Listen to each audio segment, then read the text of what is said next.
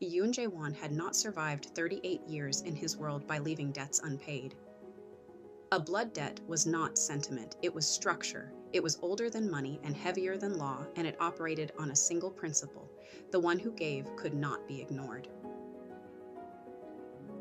The problem was that the one who gave had disappeared from every camera in the Grand Hyatt Seoul within 90 seconds of handing a waiter to hotel security.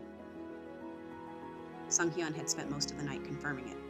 She was not on the footage. She was not in the registry under any name his team could surface. She was, for all intents and purposes, a ghost. Jae-Won had looked at the photographs for a long time. Then he had given Sung-hyun an instruction that Sung-hyun had never heard from him before.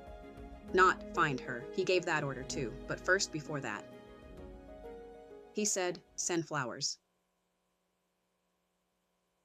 There were 11 five-star hotels in Seoul where an international female guest, registered alone, could reasonably have been staying the night of the incident. Jae-Won sent flowers to all 11. White peonies, white magnolias, in clear glass vases, no ribbon, no excess. An unsigned card with 4 words: with gratitude and respect. Sung-hyun had not said anything when given this instruction. He had simply noted it with the expression of a man who had served Jae-Won for 11 years and had learned that the most unsettling thing his employer could do was behave unpredictably. Sending flowers to 11 hotels, Sung-hyun calculated privately, was the behavior of a man who had accepted that conventional methods had failed and had decided to use the one tool he had left: visibility. If she was in Seoul, if she was staying in a hotel of a certain caliber, if she received the flowers and understood they were not random, if Sienna Delacroix had been in Seoul for 12 days, she had received in that time 2 client dinners, 1 formal briefing, 4 working lunches, and a room upgrade she had not requested from a hotel manager who had recognized her name and wanted to make a good impression. She had not received flowers. She stood in her doorway, gym bag over one shoulder, hair still damp, her mind already 3 agenda items into her morning, and looked at the arrangement on her entry table. Then she looked at the card. She knew within 4 seconds. Not because the flowers were extraordinary, they were understated to the point of severity, which told her something specific about who sent them. Not because of the card, which was careful and unsigned, which told her something else. Because there were 11 hotels in Seoul that fit the profile of where a woman matching her description would be likely to stay, and someone had just covered all of them.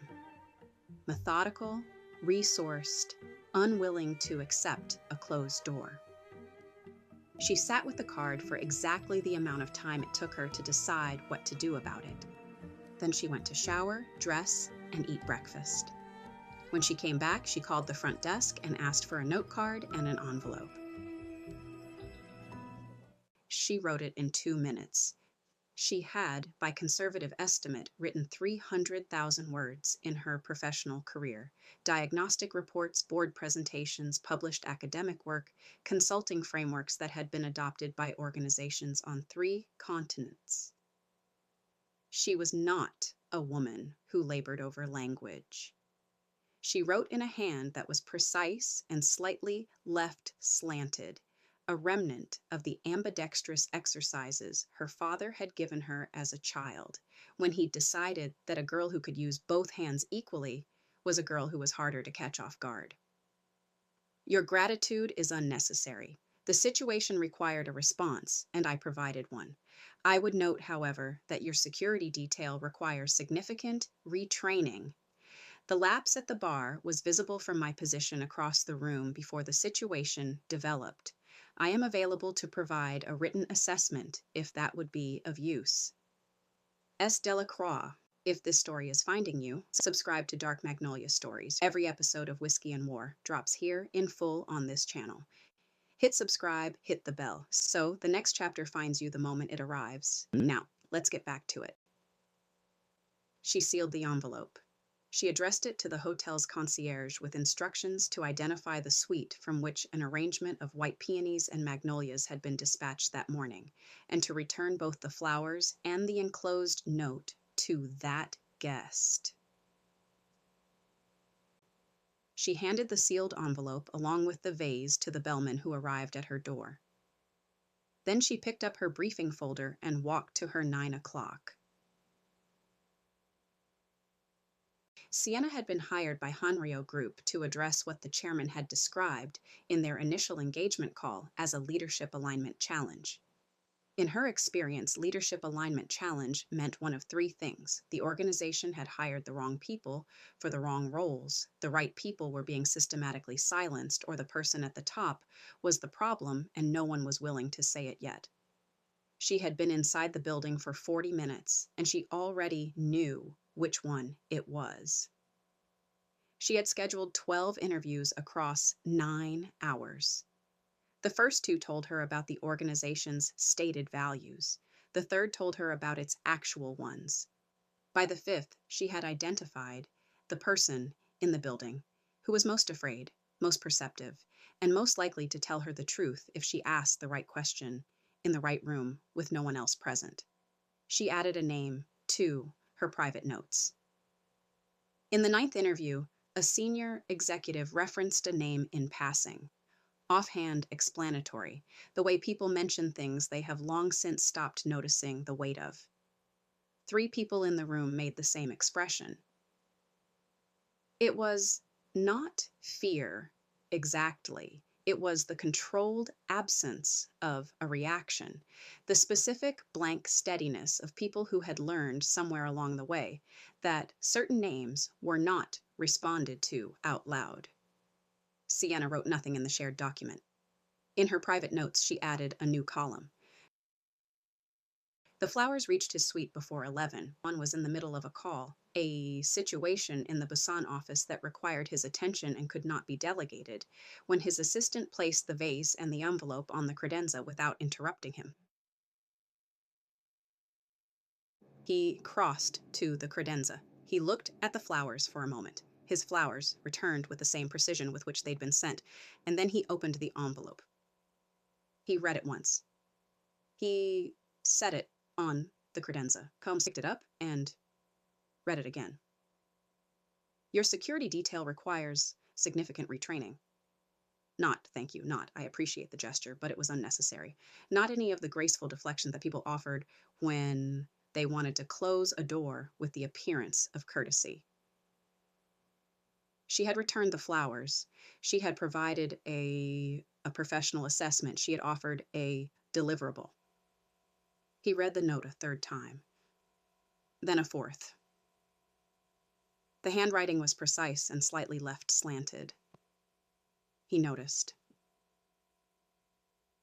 Sung Hyun had worked for Yoon Jae-Won since he was 26 years old. In that time, he had seen Jae-Won navigate 12 significant threats to the syndicate, 3 succession crises that the rest of the organization never knew had nearly broken them, and one situation in Tokyo that Sung Hyun would carry to his grave because some things were not discussed. He had never seen Jae-Won send flowers to 11 hotels because he couldn't identify a woman. His update was not encouraging.